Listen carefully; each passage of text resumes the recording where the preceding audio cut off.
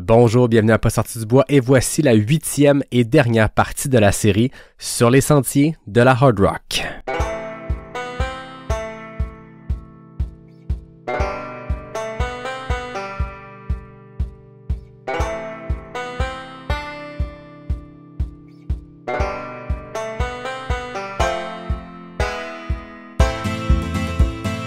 La hard rock son est probablement la course la plus difficile d'ultra qui existe dans le monde.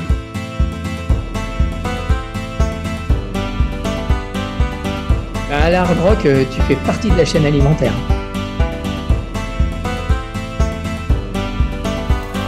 I'm so excited that Hard Rock gets to happen this year.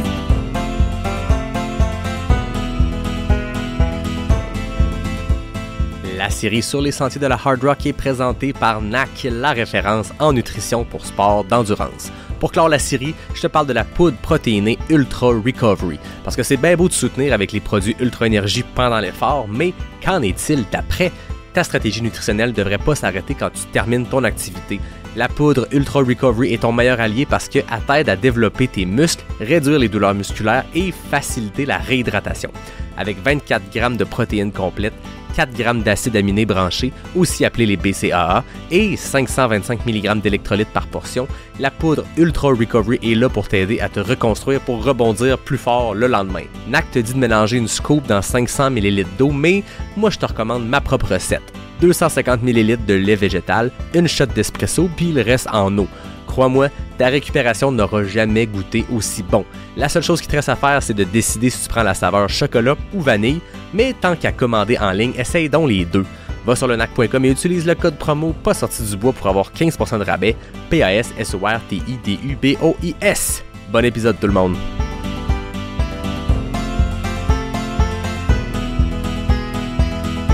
You're now a hard rocker. Yeah. Yes, you're now a hard rocker. Yeah. Salut tout le monde, de retour en studio dans mon sous-sol à Québec pour clore la série sur les sentiers de la hard rock avec cette 8e et dernière partie. C'était le plus gros projet de l'histoire de Pas sorti du bois, puis je suis vraiment content du résultat. Il y avait une part de contenu planifié, mais la majorité du projet, c'était un peu de l'inconnu. Tout allait dépendre de ce qui se passait là-bas, à Silverton, puis comme j'avais jamais mis les pieds dans cette ville-là, ni couvert une course comme ça avec le podcast de manière aussi intense, ben l'inconnu était très inconnu. Vous avez été des dizaines de milliers à vivre la hard rock avec moi, peu importe de où, peu importe quand, peu importe comment. Puis je pense que j'ai jamais reçu autant de messages que pendant cette semaine-là à Silverton. Puis ça, ben c'est la plus belle des récompenses, ça me touche vraiment beaucoup. Je fais ça avec passion, je fais ça avec beaucoup de plaisir, mais je le fais aussi pour que ça serve à quelqu'un quelque part, pour que ce soit écouté. Puis là, ben ça fait 4 ans que ça me chamboule à chaque fois de voir la quantité de monde qui peuvent suivre ce projet-là, mais là de le faire aussi intensément à la hard rock, à Silverton, puis de voir que les gens le suivent aussi intensément que moi je le fais intensément, c'est vraiment très trippant. Pour conclure la série, ben c'était tout naturel de faire ça aux côtés de Richard Turgeon qu'on suit dans sa préparation pour la hard rock depuis le mois de janvier. J'en profite pour le remercier d'ailleurs parce que il a pas hésité à embarquer dans le projet des épisodes En route vers hard rock, à s'ouvrir à moi puis à vous. Le dimanche matin de la hard rock, juste après la Golden Hour dont je vous ai parlé dans la partie 6, Richard, ses pacers Francis et Michael, puis moi, ben, on s'est retrouvés sur le rooftop du Coffee Bear, la place où j'ai enregistré à peu près toutes mes entrevues à Silverton pour jaser de l'aventure qu'ils venaient de vivre sur la hard rock. Je vous laisse sur l'entrevue, puis on conclut ça ensemble de l'autre côté. Bon épisode tout le monde. Richard Turgeon, finisher de la hard rock. Ça fait quelques heures que tu peux maintenant mettre ça sur ton CV. Je pense maintenant, tu sais, les gens, ils deviennent des Sir Paul McCartney. Je pense que ça va être Richard Turgeon, Hard Rock Finisher.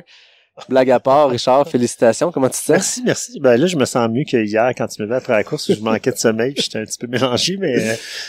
Ben, non, tu dis ça, mais je te coupe en partant. Moi, ce qui m'a impressionné, c'est à quel point tu étais lucide et vraiment zen. Moi, j'ai passé la journée, toi, tu t'es juste vu toi finir.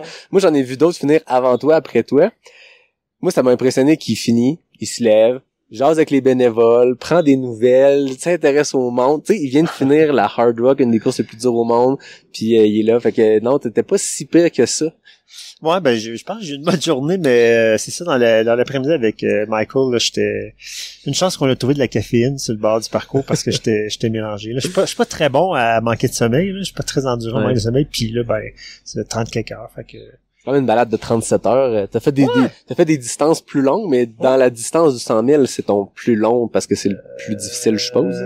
Ouais, non, effectivement. Ben, tu sais, l'altitude, là, le dénivelé. En fait, c'est comme l'UTMB, là, mais c'est l'altitude qui fait la différence. Ouais, c'est ça. On est avec aussi Francis Picard, Michael O'Farrell, tes deux pacers qui t'ont traîné de Hurry jusqu'à l'arrivée. J'ai le goût qu'on revienne un peu sur le récit de course, pas obligé de rentrer dans tous les détails, parce que je sais qu'il y a des détails qui se disent pas au micro, puis c'est correct. Ce qui se dit à Handy Speak reste à Handy Speak, ou ce qui se fait à Handy Speak reste à Handy Speak. On n'en parlera pas. On pense que ça reste. Ouais, ça devrait rester. Il paraît que Francis, quand il va être pigé l'an prochain, qu'il va repasser là, il va regarder s'il y a des traces. Il devrait avoir des traces. J'aimerais ça qu'on reparte quand même du début. On s'est parlé, en fait, les gens ont entendu les petites niaiseries qu'on se disait en marchant vers le départ quand on parlait de ta montre qui allait avoir trop de dénivelé et tout ça. On faisait des blagues. Mais le matin de la course, avec du recul, comment tu te sentais à l'approche de cette course-là? Ben moi, à la base, j'aime pas trop ça partir tôt, puis ce course-là, ben elle partait à 6 heures, fait que je m'étais levé à 4 heures. Là. Mais écoute, ça a été super, là, puis tu sais, la météo était impeccable. Là. Je suis parti en t-shirt à 6 heures le matin, puis j'ai porté mon t-shirt toute la fin de semaine. Il y a eu des orages, même des éclairs, du tonnerre, mais jamais à la même place que moi où j'étais. Là. Ouais. Fait que déjà ça en partant, ça aide parce que c'est des conditions. On a parlé plein de fois dans notre série ensemble avec les autres gens. C'est imprévisible, ça peut venir, puis tout sur ton parcours, tu t'en es quand même bien tiré côté température. Ouais, parce que quand on est allé faire la reconnaissance avec Francis du Handy Speak, là, c'était une journée ensoleillée, mais il ventait super fort puis il faisait vraiment froid. Là, je me disais, passer là de nuit, t'es fatigué, l'hypothermie, c'est facile de tomber en hypo. Finalement, on était comme, les conditions étaient meilleures que quand on l'a fait en reconnaissance. Ouais. Fait que t'es parti vendredi matin à 6 heures. Le premier 45 000, tu l'as couru seul, dans le sens où il y avait pas de pacer. Comment s'est passée cette portion-là? T'as-tu partagé du temps avec d'autres coureurs sur le parcours? Ouais, puis franchement, tu sais, malgré qu'on est juste 148 coureurs, ça s'est pas tant étiré le peloton, là. On était rarement tout seul, là. Puis écoute, le paysage est incroyable. Ça, on l'a dit plein de fois, mais c'est ça que c'est, là. Il y a aucun bout de pas bon. Il y a aucun bout ordinaire. C'est 100%, puis Francis puis Michael pourraient en témoigner, là. Extraordinaire. C'est beau partout, puis je sens, ce que j'entends aussi, c'est qu'il y a une diversité. Que des fois, on voit souvent les mêmes images comme n'importe quelle course. Ce qu'on voit médiatiquement, marketing-wise, c'est les 3-4 points de vue particuliers, les 3-4 sections plus signature. Puis on se dit, OK, ben ça doit être de même tout le parcours, mais là, je pense qu'il y a beaucoup de diversité de types de montagnes, de végétation, vous traversez pas mal d'affaires. Absolument, puis il y a des bouts super techniques, il y a des bouts super roulants. Hier, avec Michael, on est passé un endroit, il y avait comme une genre de plaine vaste entre deux ranges de montagnes, c'était ce qu'on n'avait pas vu dans les autres, dans les reconnaissances de parcours puis la veille, là. Dans la première partie, les gars, vous êtes allés à Grand Swamp Pass, qui est à peu près à quelle mille dans la course? Autour du mile 11, okay. Ça veut dire 17,6 Parlez-moi de cette aventure-là, parce que non seulement ça vous a permis d'aller voir Richard dans le parcours, mais ça vous a permis aussi de donner une leçon à certains coureurs reconnus. Oui, totalement. Nous, on est parti du camping en bas et on a monté jusqu'au sommet au Swamp Pass où on voit toujours les front leaders passer. Et il y a quelqu'un qui a essayé de nous suivre dans notre montée, un certain Jim Walmsley. Alors, non, il a pas été capable de suivre. On est arrivé en haut 4-5 minutes avant lui et il était totalement essoufflé. Ben, moi, à sa défense, là, il portait une cloche à vache d'environ 15 livres. Là. Ouais, à sa défense, on va y donner, mais on l'a quand même pas laissé nous passer, là. 2 semaines post-Western State avec une grosse cloche, mais ça, on le dira pas trop. Ça reste, vous avez passé Jim Walmsley. Au-delà de ça devait être malade parce que c'est un point de vue qui est magnifique. C'est un des coins signature avec le lac turquoise et tout. Vous, c'était une grosse montée. Vous avez vu passer à peu près tout le monde entre Ludo Pomeray et nos Québécois qui sont passés. Ouais, c'était... On le voit souvent sur des images, là, comme les années avant, puis c'est un point vraiment où est-ce que tu vois le pack, puis c'est durant le jour, puis plein de spectateurs font la montée pour aller voir les leaders et les autres coureurs. C'était génial, c'était le fun de voir un Jim Walmsley là pour encourager ses amis, ces autres coureurs, puis ouais, c'était bien d'avoir la communauté juste là. Tu sais, c'était une grosse montée quand même, c'est presque 1000 mètres de montée sur 5 km, c'est pas facile. C'est pas facile pour les coureurs non plus. Donc c'est vraiment juste, ça a dû être le fun là, pour toi, Richard aussi, là, voir tout ce monde-là en haut, là, puis être là pour vous encourager puis vous donner, tu sais, après la deuxième grosse montée, là, vous donner un petit regain. Puis tu sais, c'est un peu comme le Walt Disney du trail running, là, comme, tu sais, quand je montais la montée, j'ai vu Jim Walmsley, j'ai vu Zach Miller, j'ai vu Anna Frost, j'ai vu Darcy Piqueux qui l'a gagné quelquefois. Tu sais, puis toute la course là, tu sais, tu croises les rockstars du trail running, c'est quand même cool ce côté-là aussi. Tu sais, les gens sont hyper gentils aussi là, c'est pas C'est ça, puis t'as les coureurs qui sont sur le parcours, qui sont, tu sais, on les croise dans la ville, tu dis c'est quand même malade qu'on partage la course, tu sais, le trail, on le dit souvent, c'est quand même fou que tu t'en vas faire l'UTMB, Michael, tu vas passer dans les mêmes pas que Jim Walmsley puis Courtney Walter ont fait les mêmes courses au même moment, mais ici, Jim, c'est ça, Jim va passer dans les pas de Michael, je pense que Jim a une revanche à prendre. Ouais, c'est ça, je pense que ça va se passer cette année. On dit souvent que notre sport, c'est ça qui est beau, c'est le même parcours, c'est les mêmes conditions, c'est le même moment, mais on dirait qu'à Silverton pour la Hard Rock, c'est la même vie avant la course, après la course, puis je veux dire, on croise, tu te promènes ici, je veux dire, on a fait le Trivia Night, puis on niaisait, puis on riait de Dakota Jones à côté quand on avait une réponse, puis lui il l'avait pas. Puis même sur le parcours, tu croises, oui, des athlètes sur la course, mais les crews, les pacers de tout ce monde, de tout ce monde-là que toi tu croises comme coureur, tu vois dans les ravitaux, c'est des vedettes du trail running, c'est des gens dans notre petite communauté qui sont influents, qui sont suivis, qui sont inspirants à suivre. C'est quand même malade. Hein? Absolument. T'sais, en plus, toutes les personnes qui ont vu Richard passer peuvent se dire ça aussi. Où t'étais quand Richard est passé? Ouais, j'étais à Grand Swamp Pass puis il est passé comme une balle. Boum! Tu disais que la nuit était un petit coup un peu plus dur. Partons de Hurry au moment où Francis est entré dans la course avec toi. Puis raconte-nous cette soirée-là, cette nuit-là qui, je pense, a été ton petit creux. Ben, c'est ça, comme tout bon ultra qui se respecte, il y a toujours un creux, là. Fait que, quand je suis arrivé à Hurry, c'était au 1040, 45, 42.9. Merci, Francis. On a un comptable dans la gang. Puis, le soleil s'apprêtait à se coucher, là. Puis là, ben, c'est là qu'il y a la portion la plus difficile du parcours. Faut monter Engineer Pass puis Handy's Peak, qui est le sommet du parcours, là, à 4200 quelques mètres. Raconte-le, Francis. Tu le racontais bien hier. On parle souvent d'Handy's Peak. Handy's Peak, c'est le point le plus haut. On focus là-dessus. Mais, avant ça, ce qui vient avant, ça rend quasiment Handy's Peak encore plus difficile parce que l'Engineer, c'est encore plus de montée, hein. Ouais, totalement. On part d'Hurry, on est quand même un des points les plus bas dans la course, et après ça, on sort un peu de la ville, on passe en dessous de l'autoroute et on a une montée qui est de 1600 mètres étendue sur 7 km. La trail est quand même très belle, mais faut juste pas regarder à droite, surtout avec la headlamp, et voir rien. Ouais. C'est totalement vide. C'est vraiment pas large, mais la trail est vraiment belle, mais c'est long comme montée, 1600 mètres, puis après ça, on arrive au plateau Engineer Pass, qui c'est un ravito qu'on peut se refaire des forces avant la dernière montée. Au total, cette section-là est à peu près un bon 2500 mètres sur une vingtaine de kilomètres. Là. C'est ça, c'est que tu montes 1600 jusqu'à Engineer, tu redescends 400. Mm-hmm. C'est juste pour une question de changer le mal de place, parce que là, tu remontes un autre 1000 jusqu'à Andy's. Ouais, c'est complètement fou, hein. Ouais, puis Andy's, avant d'arriver au sommet d'Andy's, c'est un autre petit sommet que tu montes, que tu redescends un autre 200, puis tu sais, c'est juste un peu agace. Juste pour te gosser comme il faut, là. Fait que, tu sais, c'est ça, c'est la portion la plus difficile du parcours à cause du dénivelé. Ouais. La nuit qui embarquait aussi, là. Puis tu sais, c'est pas que Francis a pas essayé, là, il a mis du Taylor Swift à fond la caisse, puis Combien d'heures t'as mis de Taylor Swift? J'avais téléchargé la discographie qui durait 12 heures. J'avais assez de batterie sur mon téléphone en mode avion. On a duré autour de 7h21 minutes. Ouais. Elle était dans mon côté gauche de ma veste. J'ai eu du Taylor Swift dans les oreilles un bon 7h30. Vous chantez un peu? Ah, j'ai pas trop la voix à Taylor, moi, là. Non. Non, puis je pense qu'il gardait son pas l'énergie non plus pour ça. Il aurait fait... Non, en fait... Vous croisez des gens quand que ça jouait?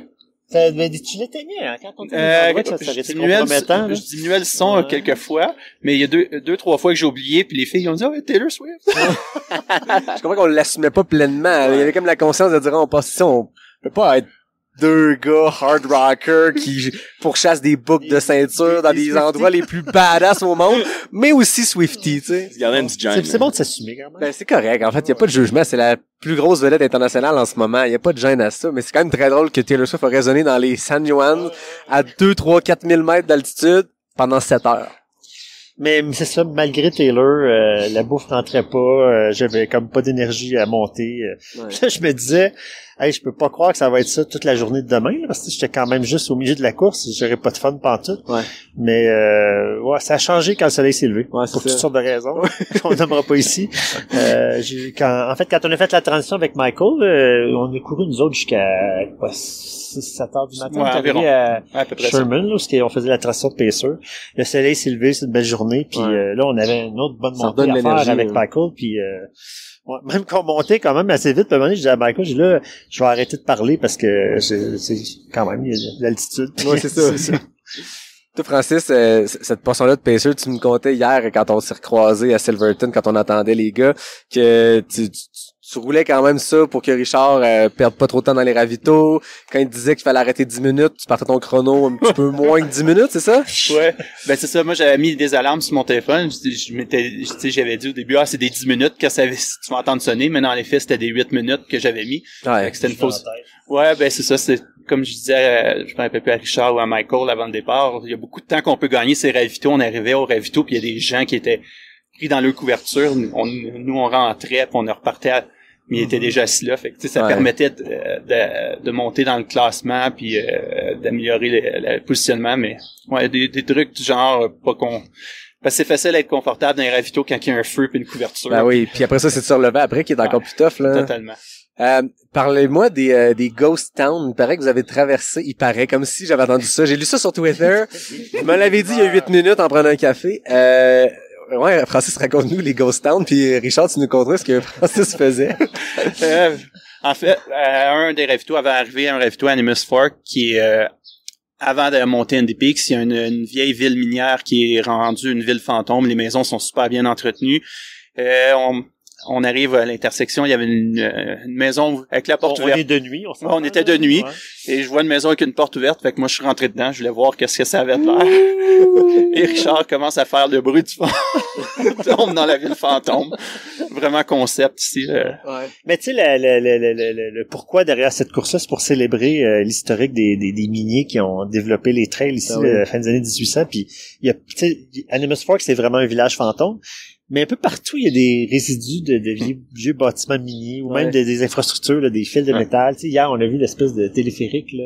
Le chariot, là. Tu sais, c'est facilement perceptible que c'est un endroit où il y a eu de l'activité minière. Oui, c'est ça. Le Colorado s'est développé, puis surtout cette section-ci, ça s'est développé pour la ruée vers l'or. Puis il y a des villes comme Silverton, comme Erie, qui survivent, mais qui gardent cet héritage-là fort. Mais la course, comme tu dis, c'est un des objectifs, c'était de célébrer parce que la communauté trail ou les randonneurs de la région, eux, allaient visiter ça. Puis c'est la seule façon d'aller les visiter, ces villes-là, c'est, oui, 4 heures de route comme vous avez fait les gars, comme vous pourrez nous raconter, mais c'est l'attrait aussi de randonner puis de tomber sur un village fantôme qui, il y avait 300 habitants qui ont découvert de l'or il y a 150 ans, puis aujourd'hui, il y a Francis qui fait des ouh! Mais c'est quand même cool, c'est vraiment, si tu le sais, t'en entends parler, un village fantôme, c'est ça que c'est, là. Ouais, puis quand on arrive dans Animus Fork, j'ai remarqué, il y avait une pancarte qui est écrit Establish, mettons 1887, population 77. Ah ouais! C'est malade. Francis, avant qu'on passe à la deuxième portion de la course, toi, ça a été quoi ton moment préféré que tu peux raconter? Ben, j'ai bien aimé quand on a atteint le sommet d'Andy Peaks. J'étais surtout content qu'on n'a pas eu les conditions qu'on avait été faire la reconnaissance parce que c'était très venteux. Puis là, c'était presque agréable et confortable d'être en haut à 4300 mètres d'altitude.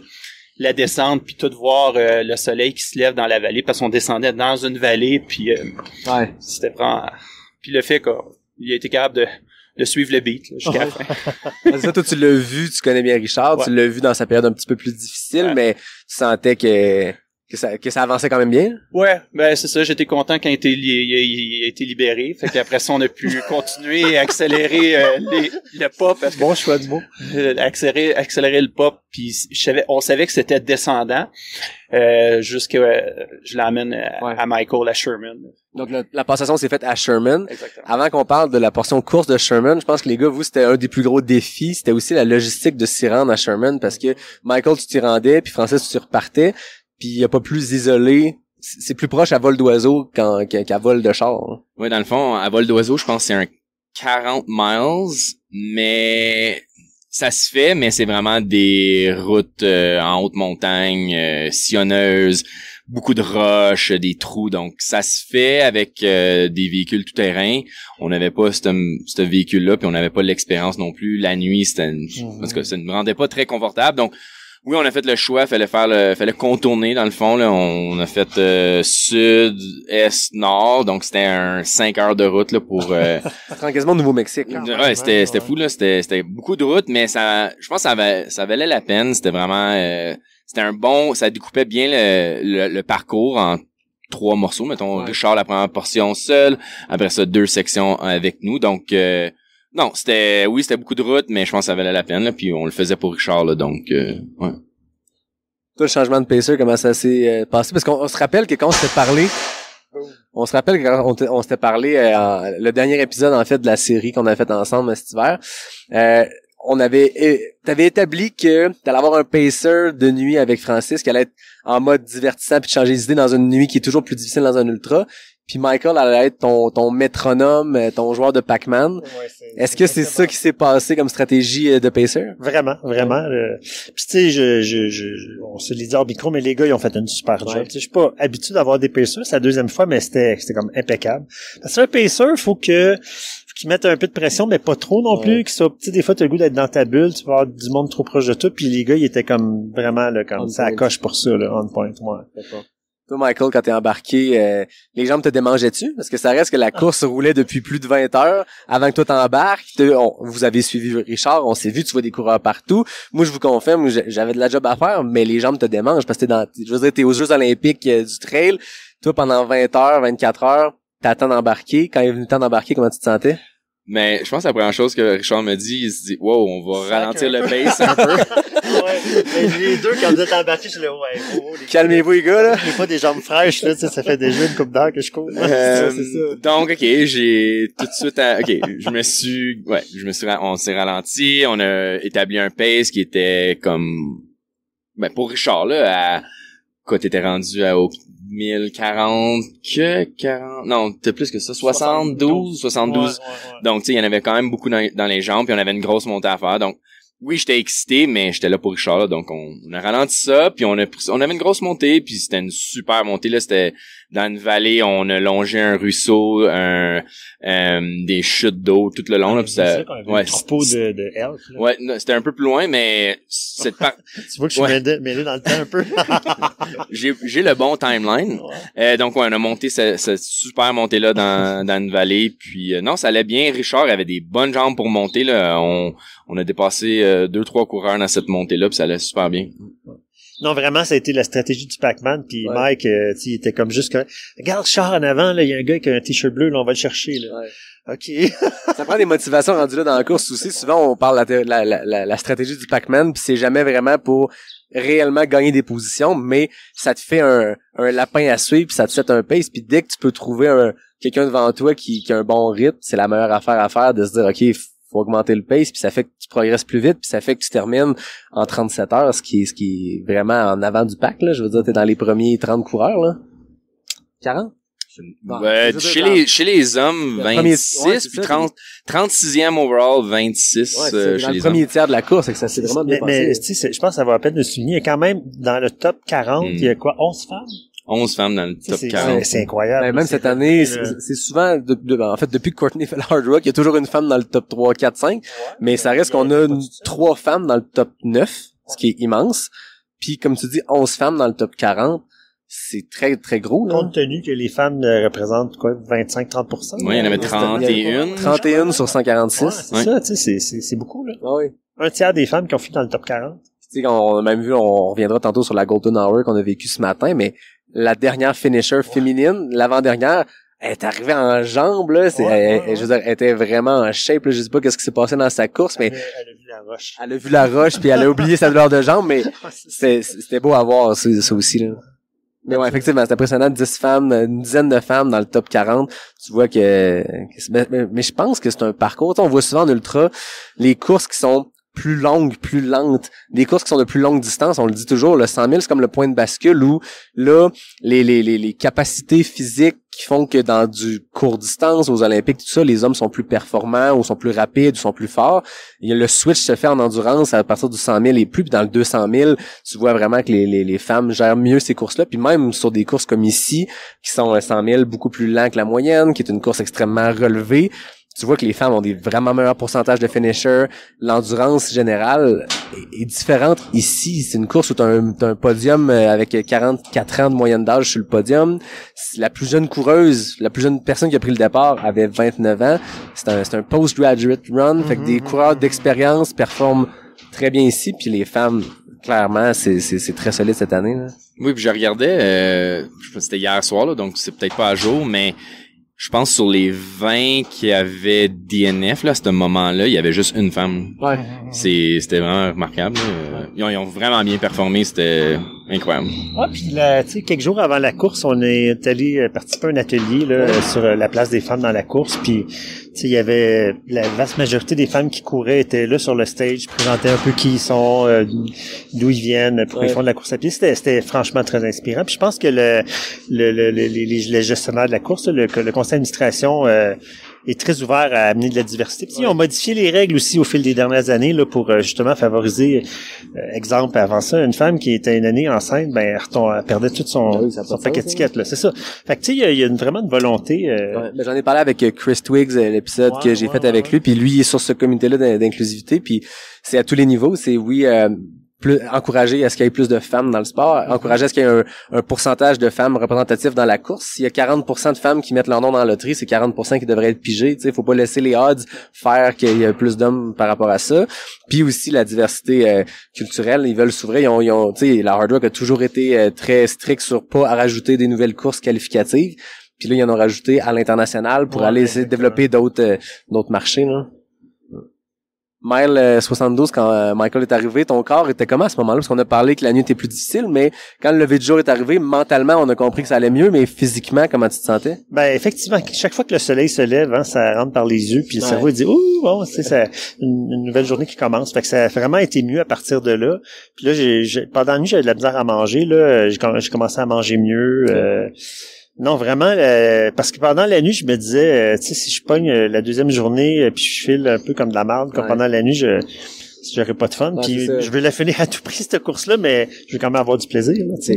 Puis finalement, non, j'ai eu vraiment beaucoup de plaisir, là. Ouais. Puis c'est ça, là, je pense que n'importe quelle course d'endurance, un 100 000 ou plus, forcément, s'il y avait pas un bout noir, ça serait pas un vrai 100 000. Hein, ça fait partie du charme. Game, là. Ouais, exactement. La dernière descente, on en parlait, c'est quand même rough, là, tu sais, on a vu des images que Michael nous a envoyées à Francis puis moi, c'est rocailleux, c'est de la petite roche, c'est supposé être une descente à partir de la fin, mais rendu là, t'es magané, rendu là, c'est pas roulant du tout. Comment tu te sentais quand, ça fait 10 ans que tu rêvais cette course-là, tu savais que tu t'en allais embrasser la grosse roche, tu savais que t'avais du temps devant toi, fait qu'il y avait aucune pression autre que j'ai hâte de finir puis de m'asseoir ou d'aller jaser avec les bénévoles dans ton cas. Mais comment tu te sentais à 3000 de la fin, à 2000 de la fin? Ben, tu sais, quand t'arrives à la dernière section, à partir de c'est quoi le tour des... Cunningham. On a une super longue montée, là, c'est quoi? On a presque 1000, 950, 980. Ouais, c'est quand même une sacrée montée. Puis là, on a rencontré un gars, c'était Mike. Un autre Michael. Puis, tu sais, on a eu bien du fun avec lui. Puis après, un coup, t'arrives au sommet, là, c'est genre c'est de la petite roche qui glisse. Après ça, c'est des trails de Jeep en mauvais état. Mais tu sais, un coup, t'es en haut, là, c'est fini. Puis même quand tu pars de la dernière station d'aide, tu sais, les bénévoles te disent, hey, tu sais, let's go kiss the rock. Là. Ouais. Fait que tu sais, là, tu commences à être euphorique un petit peu. Là. Tu sais qu'il reste une grosse côte, puis ça va descendre, mais c'est fini après. Ouais, puis moi, ma petite hantise, c'était, il faut pas que je me pète la gueule en rushant tout, je m'enfarge, puis je me casse la cheville, puis Chris, je peux pas le finir à Ouais, 95 000, tu sais. Ouais, ça se roule. Fait que, ouais, c'est ça. Ça descend assez que t'aurais pu rouler jusqu'en Ouais, bas. c'est ça. Ouais, c'est ça. Mais il y a quand même plein de sections dans ce course-là que c'est vraiment quand même des descentes rock'n'roll. Ouais, c'est ça, hein. Vous avez peut-être vu des images. On parlait de Grand Swamp tantôt. C'est de la poussière de roche avec des plaques de roche, puis ça fait des éboulis, puis c'est pas évident, là. C'est pas là que t'ouvres Ouais. la machine. là. Tu Non, dis non, pas, non, j'ai non, gagné non, du temps à descendre, je vais rouler, tu là. veux pas te casser la gueule, là. Ouais. Tu veux pas te tuer, là. Des fois, c'est comme courir sur des billes. Exactement. En descendant, là. C'est vraiment des ball bearings, des billes, là. pieds Ça, tiennent pas, ouais, là. ça roule, là. Ça glisse. Puis tu sais, des fois t'as des coureurs en bas de toi aussi en aval, là, tu veux pas le garrocher une Non, avalanche c'est ça. de roche sur la tête, là. C'est le gars que vous avez rencontré qui est arrivé Mike, genre une là? minute avant, Ouais. Mike, qui est avec son chien. Raconter l'histoire, c'est quand même fou. Lui, jusqu'à une couple de jours, il savait pas qu'il faisait la course. Hein. Ouais, donc, il était sur la waitlist, puis il y a eu l'appel mardi soir, pour venir faire la course. Il était pour être en ville quand même en tant que pacer, Ouais. mais donc lui immédiatement accepté la course. C'était sa deuxième hard rock. fois. Il l'avait fait en 2019, 2017, Ouais. je crois. Dans le même sens. Non, exactement. Un gars du sud de la Californie. Vraiment, c'était le fun. On a monté toute la montée avec lui jusqu'à Little Giant Pass. Puis on a eu des bonnes conversations. Une drôle d'anecdote, là. Il a parti la course il a oublié ses flasques d'eau. Donc, il y avait pas d'eau pour partir la course. Il y avait comme un mini flasque de 250 ml. Donc, il a géré son 250 ml jusqu'à Katie. À Katie, il y avait un bénévole qui a réussi à lui donner une soft flask. Mais sinon, il y en avait juste une jusqu'à Ouray. Ou non, jusqu'à l'autre Ravito, j'oublie lequel. Après ça, c'était comme une bouteille d'eau dure, là, comme une Camelback. Puis c'est uniquement arrivé à Ouray qui a réussi à pogner 2 flasques là, normales, là, des soft flasques. Tu sais, on s'entend que souvent, en 2 ravitaillements, là, tu peux être, 3 heures, 4 heures, Oui. t'as besoin d'eau, là. Ah, Puis c'est il a ça. fait quand même chaud aussi, là, samedi. Ouais, Le c'est soleil chaud, plombait, même hier, ça s'ennuageait en après-midi, mais Ouais. t'as besoin d'eau, là, clairement. c'est ça. Là. Ouais. Ouais. On parle de la waitlist.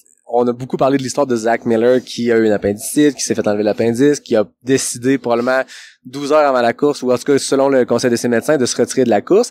Il y a quand même une personne, puis on a parlé avec Fanny puis Mylène qui sont ici sur un camping. C'est leur voisin de camping qui était le premier sur la waitlist, qui devait être la seule personne qui espérait que Zach Miller prenne la décision sage de ne pas faire la course, parce que si Zach Miller la faisait pas, ou tout autre coureur, c'est lui qui embarquait, et qu'il l'a probablement su le soir, la veille de la course, que le lendemain matin, il partait. C'est quand même débile, là. Mais c'est ça, il y a une couple de personnes comme ça, comme moi je connais John Sharp qui était 2e sur la liste. Ah ouais. Puis aussi, il y a 4 listes, hein. Il y a la liste Oui. homme, la liste femme, puis il y a la liste ceux qui l'ont jamais fait, ceux qui l'ont déjà fait. Exact. Mais les gens viennent genre, en se croisant les doigts en se disant ça se peut qu'à la dernière minute quelqu'un Ouais, c'est ça. est malade. Il y avait même des gens là au fil de départ qui attendaient là, puisque tu dois t'enregistrer à 15 minutes avant la course, tu dois être là, puis si Ouais. t'es pas là, mais ça passe à la waitlist. Il y avait des gens là prêts à courir qui attendaient voir si quelqu'un avait eu un pépin la veille ou s'était pas présenté le matin de la course. Tu vas crever les pneus. Il y a des façons de faire Il y a là, des si tu veux stratégies. vraiment On y peut pas donner participer. d'idées, mais ça se peut. C'est pas très trail comme façon de faire, mais quand t'as viré le coin, tu sais, t'es sur la petite route de Gravel, puis à un moment donné, Ouais. tu tournes le coin, puis tu vois le fil d'arrivée, les drapeaux, la roche. C'était quoi le feeling? Ah, c'est sérieux, je capotais, là. Tu sais, tu sais, on l'a vu, la roche, on l'a vu dans les jours précédents, mais quand tu sais que tu vas aller l'embrasser, puis c'est con, hein, parce que ça reste une roche, là. Mais, pour du monde, je pense que autour de la table ici, pour des autres roches-là, c'est pas une roche. Parce que ça représente plus que la roche représente elle-même. beaucoup là. plus que la roche elle-même, fait que... Puis tu sais, ça faisait des années, puis j'étais déjà venu en pèlerinage avant, puis j'avais vu la roche, mais je l'avais pas embrassé rien. Puis là, quand... Tu sais, là, j'étais allé me coller la tête dessus, Ah ouais. puis j'ai parlé, puis j'avais pensé à mon affaire. T'avais le droit là. J'avais le droit, là, j'avais ma minute avec la roche. Ah là. oui, c'est ça. Ouais, non, c'est assez fou. Puis c'était le fun parce qu'il y avait, ben tu sais, vous étiez là les trois, il y avait aussi, on avait quand même une gang Ouais. de Québécois là qui Il y était avait Audrey. j'ai eu Ouais. le droit à Fanny, Fanny, il y ouais. avait Nathaniel puis sa famille. J'ai eu le droit à une aide d'honneur là, il y a eu, Oui. tu sais, il s'est fait une aide d'honneur dans laquelle je passais avant de m'aligner vers la roche Ouais. là. Non, c'était très cool, c'est des moments forts là, Ouais, c'est absolument. ça. Hein. C'est un bucket list qui se check dans la grande liste de courses à faire puis de moments à vivre, là, le French à la roche. Ouais, c'est ça. J'ai dit French à la roche, ben ça. Je vois, Michael a des très bonnes photos en Ouais. close. promettantes, hein. Ouais, c'est J'avais eu l'ok de ma blonde quand Oui, même c'est avant, ça. j'y en avais parlé, tu sais, on Ouais. a comme préparé le terrain. Ouais, Elle c'est avait ça. approuvé, ouais. Les gars, vous l'avez vécu de l'intérieur, vous avez chacun fait des longues portions en pacing. Ça donne-tu le goût de la faire? Totalement. Moi, je vais être rendu à 16 billets pour la prochaine loterie. J'ai bien espoir. Habituellement, quand on vient PC, on se dit, finalement, ok, je suis content de pas la faire, etc. Moi, ça m'a totalement turné on. Moi, faut absolument que je revienne faire le parcours complet. Ouais. Probablement, dans l'autre direction, ça serait le fun. Considérant que j'ai vu de l'intérieur clockwise, fait que faudrait que j'aille chercher le counter-clockwise. L'an prochain? Ah ouais, je pense que je suis prêt à me déclarer déjà starter. Mais il me semble que tu nous as déjà pas dit des choses. De un moment donné, tu m'as dit, ça, tu vas le voir avec moi l'an prochain. Avec là, j'assume que moi, faut que je suive, là, c'est ça? Ouais, je pense que je nous ai déclaré entrant l'année prochaine, fait que... Tu manifestes ça, c'est bon. Ouais, c'est que si tu lances ça dans l'univers, puis quand tu le lances dans l'univers de Silverton, devant la ville, on est au 3e étage sur un rooftop, je pense que c'est un bon karma. Ouais, je pense que c'est le temps d'aller payer un bon café à Dale tantôt pendant le déjeuner. Là. C'est quand même lui qui décide. Là. Ouais, c'est ça. Toi, Michael? Moi, je suis du même avis, là. Je pense que c'est un mix de... Les sentiers sont incroyables, les vues, comme il y a pas une portion du parcours qui est pas un wow. On courait dans une plaine hier, puis il y avait un troupeau d'une 50aine de wapitis qui couraient dans la plaine avec nous. Je faisais des gisements, c'était comme juste incroyable d'être là avec eux. Puis juste de voir la communauté, les bénévoles, l'organisation de course ici, c'est vraiment magique là. C'est un week-end, non, plus qu'un week-end, c'est comme toute la semaine, même 2 semaines d'avant, là, que comme tout le monde vit Hard Rock pendant 2 semaines. C'est vraiment incroyable. C'est ça, je pense, la course en sentier, le trail, c'est la communauté, c'est tout le monde veut que tout le monde réussisse, fasse bien, puis je peux pas en dire plus ça sur les ravitaux, c'était incroyable. La bouffe, puis à chaque fois qu'on arrivait à un ravito, t'avais un bénévole qui venait puis comme il restait avec toi jusqu'à la fin, te demandait à chaque 2 minutes, as-tu besoin de quelque chose d'autre? As-tu besoin de quelque chose d'autre? C'était incroyable. Au dernier ravito, Jason Coop qui est venu, tu l'as rencontré, tu lui as parlé un peu, puis il est venu, puisqu'il était pas dans le ravito, mais il est venu avec toi dans le ravito. Ouais, il est venu dans le fond te crewer, puis te motiver, puis te dire de partir, vas-y, il te reste une montée, tu vas y arriver. Il m'a dit go kiss the rock. Ouais, exactement. Sérieux, c'est incroyable. Puis juste, les trails ici au Colorado, là, dans les San Juan, c'est super beau. C'est ça, comme Michael il dit, la course comme telle, bon, ça, on a rien à redire là-dessus, là, c'est une course incroyable, mais tout l'enrobage de la semaine ou deux, là, tu sais, tu l'as vécu, là, la culture du trail ici est très enracinée, là. C'est du monde qui sont dans la communauté trail, fait que tu peux pas être plus dans la culture. Tu sais, les ravitaillements, là, tout le monde, le gros sourire, super généreux. Il y a des listes d'attente pour venir travailler sur un ravito ici, là. Il y a un des ravitaux, le Pole Creek. Les bénévoles doivent tout amener leur stock, tente, bouffe, eau, tout ça. Puis ils doivent faire une hike de, je pense, c'était 5 km, même 5 miles pour se rendre au ravito. C'est incroyable là, qu'ils font ça, là. Puis le privilège, je pense, de pouvoir courir ce parcours-là, tu sais, pas en autonomie, mais avec un ravito, avec des ravitaux tout le long, c'est ça, c'est la beauté. T'es dans le fin fond là, des vallées de montagne. Tu pourrais pas accéder si t'avais pas, tu sais, toute cette bouffe-là. Tu pourrais, mais c'est pas qu'ils le font en soft rock, ils le font en 4 jours parce que c'est impossible de le faire sinon. Non, c'est ça. Merci beaucoup les gars, ça a été cool de clore la série. Nous, il nous reste encore du temps, on s'en va à la cérémonie de fin de l'événement, mais je pense que je vais mettre cette entrevue-là pour clore complètement la série parce que Richard, t'as embarqué dès que t'as été pigé. T'as des pacers qui ont levé la main, puis t'as un podcasteur, / ami qui a dit « Hey Richard, veux-tu faire une petite série d'épisodes? » On a fait 4 épisodes qui ont mené jusqu'ici. On a passé la semaine ensemble. Moi, ça a été un vrai plaisir et un immense trip de vivre ça avec vous autres les gars. Merci d'avoir embarqué dès le début. C'était le scénario parfait dans le sens où tu rêves de peu importe ce qui se passe. Moi, quand j'avais parti avec Marianne tout le long, tu te dis faut pas que ça ajoute de la pression au coureur de faire une série avant une course. Elle, sa course était super bien passée. Tu te dis ok, c'est cool, tout a bien été. Puis même si ça n'avait pas bien été, c'est pas grave, mais tu souhaites ça quand tu pars ça. Là, j'ose espérer que ça n'a pas créé de pression. On s'en était parlé quelques fois. Moi, je faisais des check-ins. Là, de se parler chaque mois de la course, j'espère que ça rajoute pas quoi que ce soit. Je pense pas que ça a été le cas, mais c'est un scénario idéal de finir ça sur un rooftop au soleil à Silverton après un finish en 37 heures. Merci beaucoup les gars. Francis, on souhaite une bonne Badwater la semaine prochaine. Ouais, lundi soir. Va faire chaud. Devrait faire chaud ici, il fait très froid. Oui, c'est ça. Michael, on souhaite un bon UTMB. Merci. Fin août, début septembre. Ben, Yes. fin août, puis début... Ouais, je commence. Tu commences la course en août, tu finis en septembre. Sûrement en septembre, ouais. Ouais, c'est ça. Ouais. Richard, toi, j'ai eu vent de ce qui s'en venait quand même vite. Tu pas mal confirmé que... Ouais, c'est confirmé pour les chic-chics? Je me fais le 100 000 avec mon fils Benjamin. Mais, tu sais, c'est dans 4 ou 5 semaines. Tu sais, c'est comme un timing un peu idéal. Ouais. Tu vas pouvoir bénéficier du fitness. Ouais, absolument. Ouais. Tu vas être acclimatisé. Toi, Yannick? Je vais être là. Ben, moi, je vais être au Chic-Choc aussi. Sur le 26 du dimanche, puis le vendredi samedi à vous suivre dans vos folies, à peut-être faire un peu ce que je fais en ce moment, mais d'autres patentes aussi pour les Chic-Chocs, mais on va se voir là-bas. Ben, en tout cas, merci à toi, Yannick, pour l'invitation. Puis, tu sais, c'était, en fait, les trois, vous avez fait partie de mon expérience personnellement à Hard Rock. J'ai vraiment trippé, j'ai passé une super semaine. Là. Tout un trip. On s'en va dans le Memorial Park, les gars? Ouais. Yes. Let's go. Bacon and egg. Ciao. Ciao. Voilà. Oui. Hey. On a fait, quoi, 45 minutes? Ouais, c'était bon. Merci, gars, c'était cool. Merci. Merci, les boys.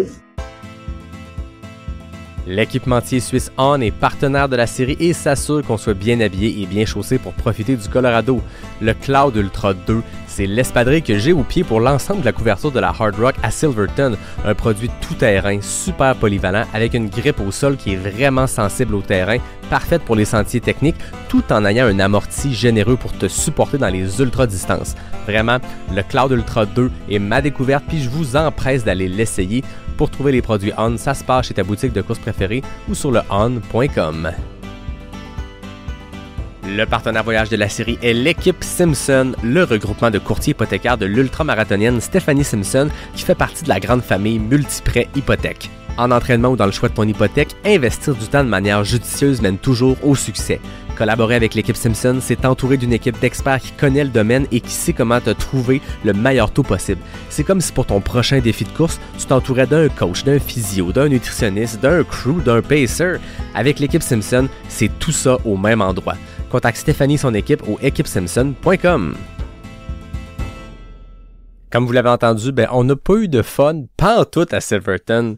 À travers la course, le festival de films à O'Reilly le mardi soir, la soirée quiz le mercredi, l'après-course de Richard le samedi, puis le petit souper au condo de Francis et Richard le dimanche soir. J'ai vraiment passé une belle semaine avec eux. Je connaissais déjà bien Richard, j'avais déjà rencontré Francis, mais là, je les ai découverts encore plus, en plus de faire la rencontre de Michael. Ma belle expérience de la Hard Rock à Silverton passe vraiment beaucoup à travers ces gars-là. Puis aussi, le fait de l'avoir vécu avec ma blonde, mon gars puis ma mère, ça a été une belle grosse cerise sur le Sunday. Même si c'était super intense comme semaine, j'ai pu passer des beaux moments avec eux autres. Puis là, je vous parle même pas de la deuxième semaine du trip quand on est parti sur la route. De vivre ça en famille, je pense que ça fait aussi partie de l'expérience de la Hard Rock. Tu sais, l'événement se passe dans un petit village qui doit être pas mal tranquille le reste de l'année. Pendant la semaine de la course, t'as l'impression que tous ceux qui sont là pour la course. Il y a 146 coureurs qui prennent le départ, mais ils sont tous accompagnés de leur crew, leur pacer puis leur famille. Il y a plein de raisons qui font que la Hard Rock est spéciale, mais ce côté familial-là, le côté convivial, simple, à petite échelle, rend vraiment la course unique. Je vais encore faire rire Francis avec ça, mais il y a un côté roots très très fort qui reste à la Hard Rock, même si c'est devenu l'une des courses les plus prestigieuses au monde. Ça a certainement à voir avec le petit field de coureurs, la petite taille de Silverton, les valeurs qui sont propagées par Dale, le directeur de course, puis son équipe.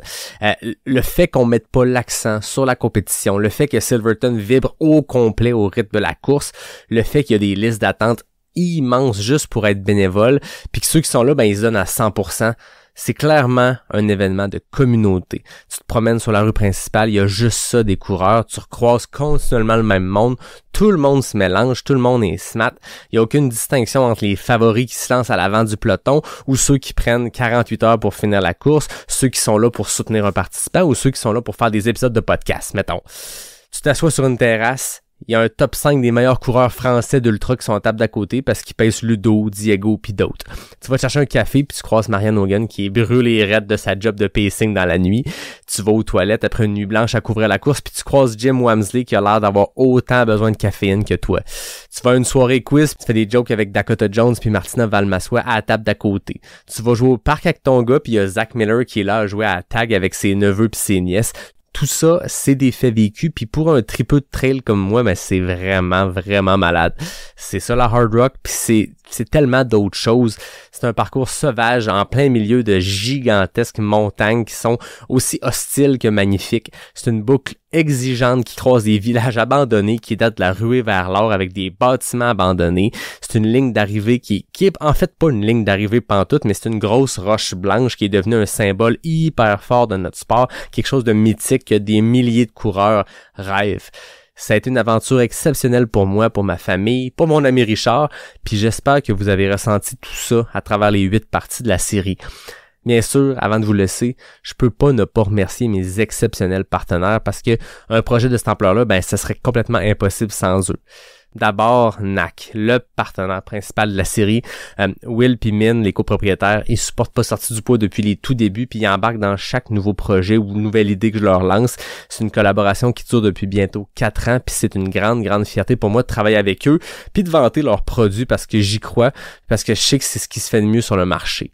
Merci Will, merci Min, merci NAC puis comme d'habitude, 15% de rabais, PASSORTIDUBOIS.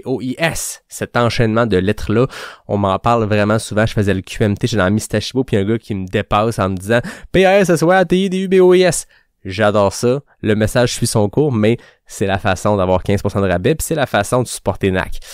Ensuite, un grand merci à On Running, qui est le partenaire équipementier de la série. Nico Dan, que vous connaissez tous, ben, il a été la bougie d'allumage de la collaboration entre Pas sorti du bois puis NAC il y a 4 ans, puis il a fait pareil avec cette collaboration-là pour On. L'équipementier suisse innove pour développer des produits de qualité, durables, éco-responsables, qui m'ont permis d'affronter toutes les conditions que peuvent amener la haute altitude des Rocheuses. C'était un honneur de porter les couleurs de On pour la série à la Hard Rock. Je tiens aussi à remercier l'équipe Simpson, un cabinet multiprêt hypothèque mené par l'ultramarathonienne Stephanie Simpson, qui a d'ailleurs battu son record de book en backyard à Kakuna le week-end dernier. Félicitations Steph, ça faisait un bout qu'on se parlait pour collaborer ensemble, puis quand j'y ai proposé le projet de la Hard Rock, elle a tout de suite embarqué. Steph, c'est une de nos meilleures coureuses d'endurance au Québec, puis elle a la même rigueur puis le même dévouement dans son rôle de courtier hypothécaire. Merci beaucoup Steph, contactez-la, elle et son équipe si vous voulez vous acheter une propriété à court moyen terme. Finalement, le dernier partenaire, et non le moindre, Noctem, artisan brasseur, qui a gâté mes invités de la série avec ses excellentes bières. Leurs produits se retrouvent dans plus de 400 points de vente au Québec. Puis si vous êtes de passage dans la vieille capitale, ben vous avez pas le choix d'arrêter à leur bistrot dans le quartier Saint-Roch ou à leur usine dans Saint-Malo. Il y a même une petite salle de dégustation. Vous pouvez choisir, goûter les produits. Allez voir ça. Merci à Alex qui a créé ce partenariat-là, puis à toute l'équipe de Noctem qui poursuit la super collaboration. Et voilà tout le monde, c'est comme ça que se termine la série. Merci à toutes celles et ceux qui sont fidèles au poste, semaine après semaine, qui ont écouté religieusement ou pas ces 8 parties d'épisodes-là à la Hard Rock. Après une mini-pause pour me remettre de mes émotions du Colorado, Pas sorti du bois va revenir dans son format classique très bientôt. Merci à David Hébert pour le design graphique de la série. Merci à vous, la communauté trail du Québec, de la francophonie et la communauté d'auditeurs, d'auditrices de Pas sorti du bois. Je vous dis à bientôt pour un prochain épisode de Pas sorti du bois, le podcast 100% trail.